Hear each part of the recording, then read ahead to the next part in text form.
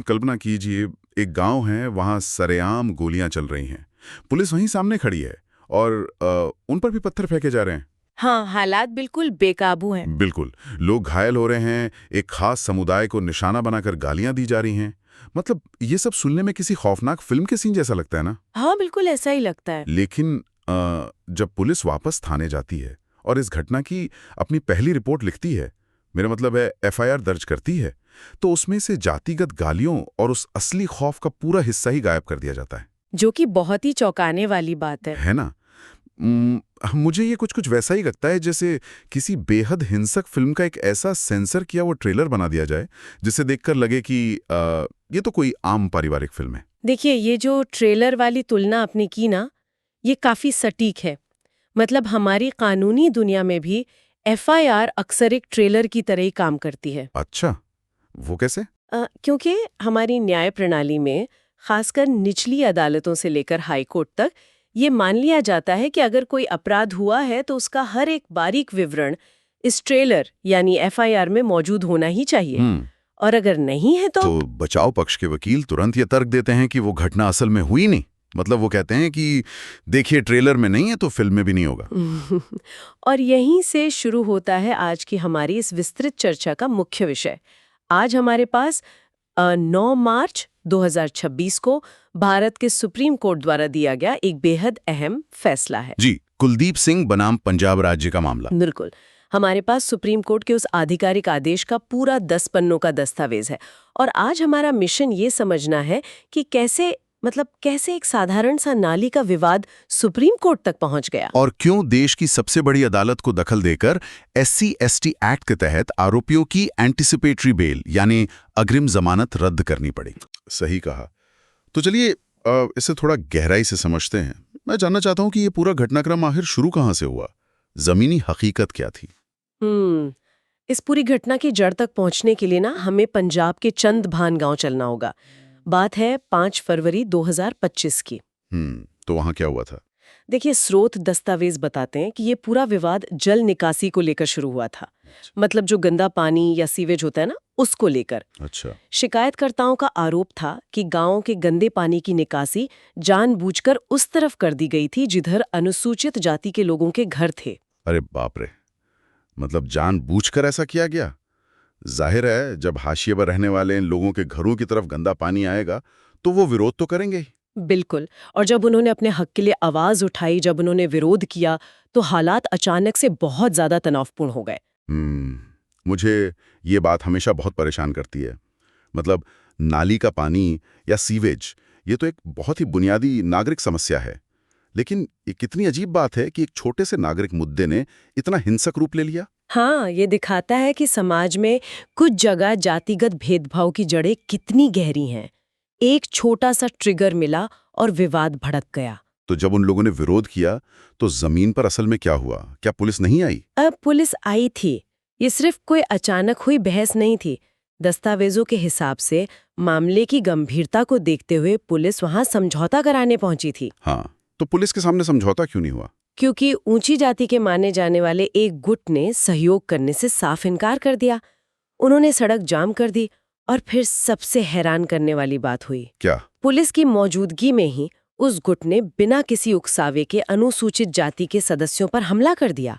पत्थरबाजी शुरू हो गई। अरे बाप रे, पुलिस के सामने? हाँ, और पत्थरबाजी में पुलिस वाले खुद भी घायल हुए। और बात सिर्फ पत्थरों तक नहीं रुकी। वहां असल में गोलियां चलीं और सरेआम जाति सूचक गालियां दी गईं। ओहो, ये तो सीधी सीधी कानून व्यवस्था को चुनौती देना है। मतलब पुलिस शांति बहाल करने खड़ी है और उनके सामने ही गोलियां चल जाती हैं। इसके बाद तो तुरंत सख्त कानूनी कार्रवाई होनी चाहिए थी, गिरफ्तारियां होनी चाहिए थी। हुई नहीं तो चाहिए थी, लेकिन यही हमारी न्याय प्रणाली का एक बहुत बड़ा लूपहोल सामने आता है। जब मामला अदालत में पहुंचा तो एक ऐसा मोड़ आया जिसने सबको चौंका दिया। तो क्या हुआ अदालत में? देखिए, जब मामला निचली अदालत यानी ट्रायल कोर्ट में गया तो आरोपियों ने गिरफ्तारी से बचने के लिए अग्रिम जमानत की मांग की। मतलब पुलिस के पकड़ने से पहले ही बेल मांग ली? जी। ट्रायल कोर्ट में तो स्थिति की गंभीरता देखी और साफ मना कर दिया। लेकिन जब आरोपी हाई कोर्ट गए तो हाई कोर्ट ने उन्हें अग्रिम जमानत दे दी। एक मिनट, मुझे ये बात बिल्कुल समझ नहीं आ रही है। मतलब जिस मामले में सरेआम गोलियां चली हों, पुलिस वालों को चोटें आई हों और जो SC/ST एक्ट का मामला हो, उसमें हाई कोर्ट ने आरोपियों को गिरफ्तारी से पहले ही सुरक्षा कैसे दे दी? हाँ, ये सवाल उठना लाजमी है। हाई कोर्ट के जजों ने ऐसा क्या देख लिया जो ट्रायल कोर्ट को नहीं दिखा? हाई कोर्ट का फैसला ना मुख्य रूप से दो बहुत ही तकनीकी बातों पर टिका था। पहला ये कि घटना के दिन जो पहली FIR दर्ज हुई थी, उसमें कहीं भी इस बात का जिक्र नहीं था कि आरोपियों ने जाति सूचक गालियां दी हैं। अच्छा, और दूसरा तर्क? दूसरा तर्क ये था कि शिकायत सीधे तौर पर किसी पीड़ित ने दर्ज नहीं कराई थी। वो शिकायत पुलिस के ही एक असिस्टेंट सब इंस्पेक्टर यानी ASI ने दर्ज कराई थी। तो बस इन दो बातों पर बेल दे दी। हाँ, हाईकोर्ट ने ये मान लिया कि शायद यहाँ SC/ST एक्ट के तहत अपराध पूरी तरह से स्थापित नहीं होता, इसलिए जमानत दे दी। में घटना के हर एक सेकंड का ब्यौरा होना जरूरी है। वही तो।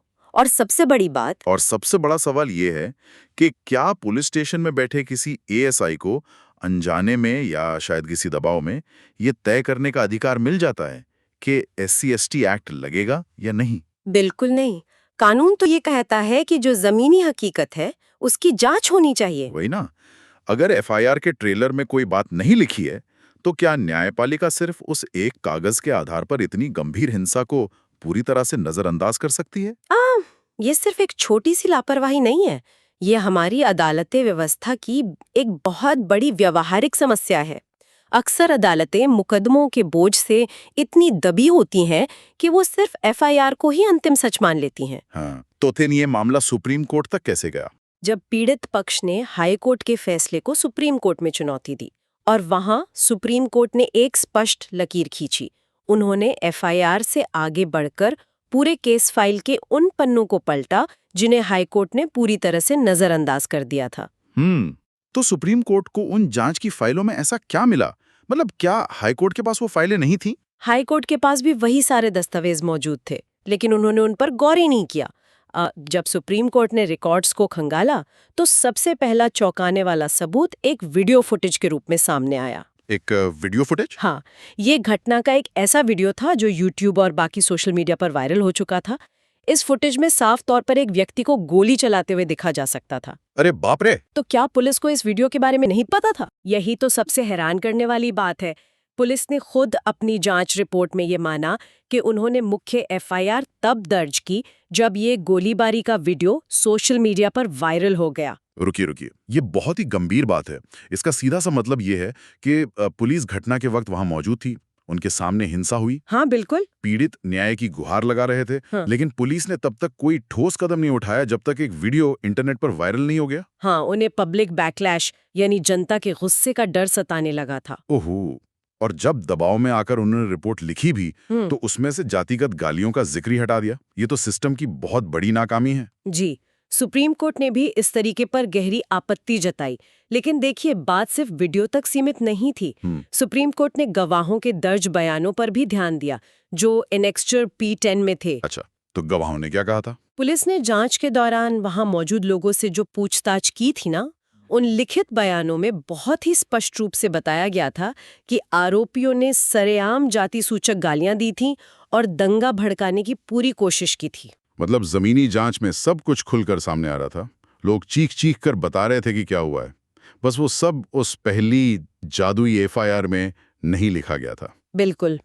और इससे भी बड़ा एक और पुख्ता सबूत था जिसे हाई कोर्ट ने अनदेखा कर दिया। वो क्या था? वो था मामले की जांच कर रहे एक सीनियर पुलिस अधिकारी यानी जैतो इलाके के DSP द्वारा दाखिल किया गया एक आधिकारिक शपथ पत्र, जिसे एनेक्स्चर P13 कहते हैं। एक DSP स्तर के अधिकारी का हलफनामा। अदालत में दिए गए हलफनामे की तो बहुत अहमियत होती है। उसमें क्या था? उस हलफनामे में DSP ने साफ तौर पर माना था कि विवाद सीवेज के पानी को लेकर शुरू हुआ। आरोपियों ने जाति सूचक गालियां दी, दूर से एक देसी बंदूक से गोलियां चलाई गईं जिससे लोग घायल हुए। और सबसे गंभीर बात, एक घायल गवाह को बाद में आरोपियों ने धमकाया भी। ये तो रोंगटे खड़े कर देने वाला है। मतलब जरा सोचिए, हाई कोर्ट के जजों के सामने DSP का ये हलफनामा मौजूद था, गवाहों के बयान थे, वायरल वीडियो का जिक्र था। हाँ, सब कुछ फाइल में था। फिर भी उन्होंने इन सभी ठोस सबूतों को दरकिनार कर दिया और केवल एक ASI की लिखी अधूरी FIR को सब कुछ मान लिया। लेकिन मैंने कहीं पढ़ा है कि हाई कोर्ट ने अपने इस फैसले को सही ठहराने के लिए कुछ कानूनी दांवपेच का भी इस्तेमाल किया था। पुराने फैसलों का हवाला दिया था ना? हाँ, आपने सही सुना। कानूनी भाषा में इसे पुराने फैसलों की मिसाल देना कहते हैं। हाई कोर्ट ने शाजन्स कारिया बनाम केरल राज्य और डॉक्टर सुभाष काशीनाथ महाजन जैसे पिछले सुप्रीम कोर्ट के फैसलों का सहारा लिया था। तो ये शाजन्सकारिया केस क्या था?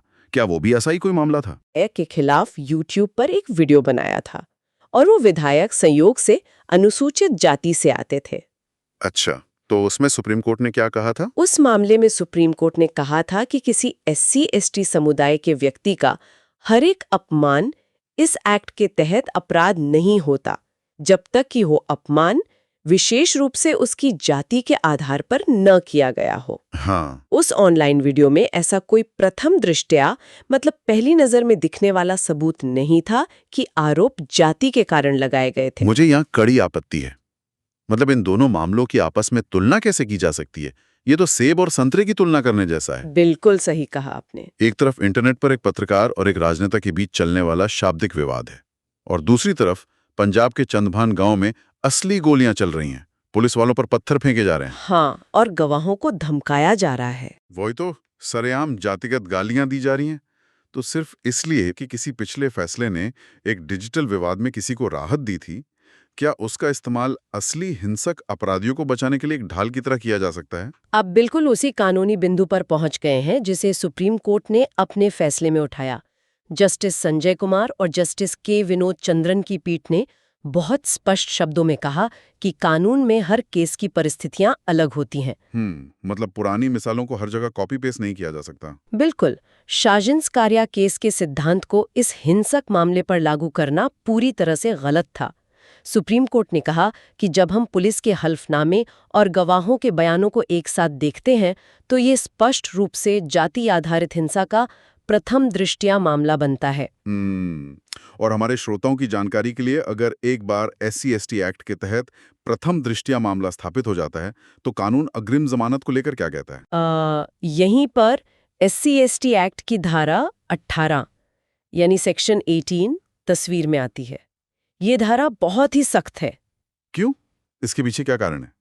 देखिए, कानून बनाने वालों को पता था कि जब भी हाशिए पर रहने वाले लोग ताकतवर लोगों के खिलाफ शिकायत करेंगे तो वो ताकतवर लोग अपने प्रभाव का इस्तेमाल करके तुरंत अग्रिम जमानत ले लेंगे और फिर गवाहों को डराएंगे।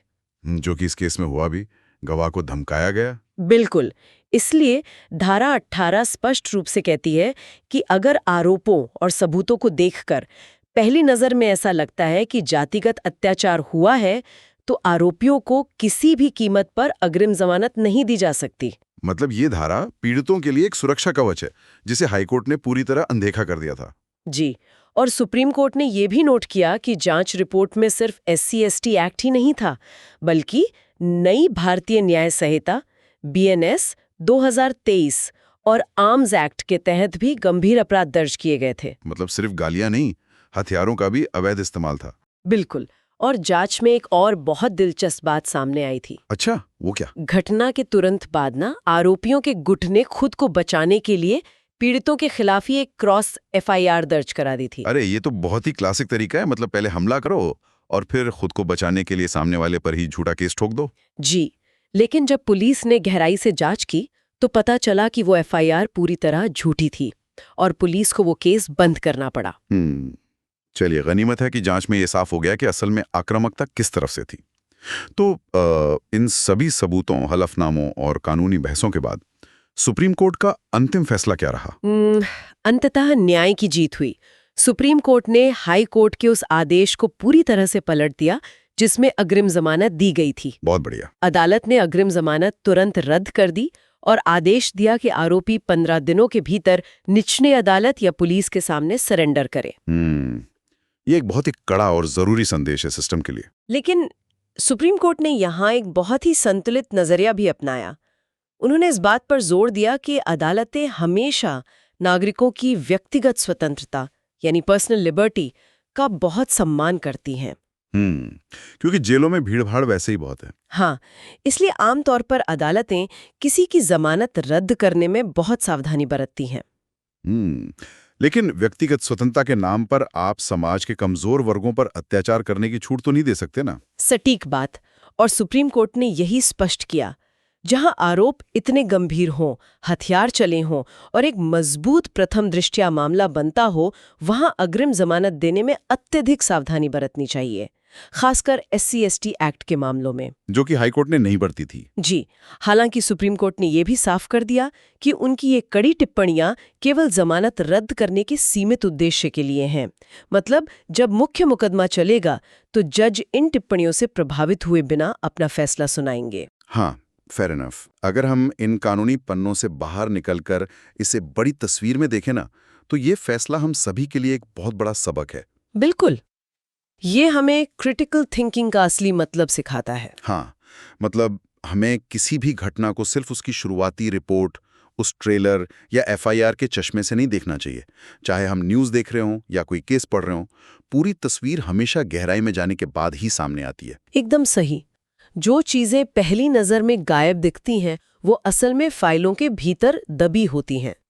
ये फैसला याद दिलाता है कि न्यायपालिका स्वतंत्रता की कद्र करती है, लेकिन हाशिए पर रहने वाले समुदायों के लिए न्याय से समझौता नहीं किया जा सकता। आज की इस विस्तृत चर्चा के अंत में एक बहुत ही गहरा और थोड़ा डरावना सवाल मेरे मन में आ रहा है, जिस पर हम सबको विचार करना चाहिए। वो क्या?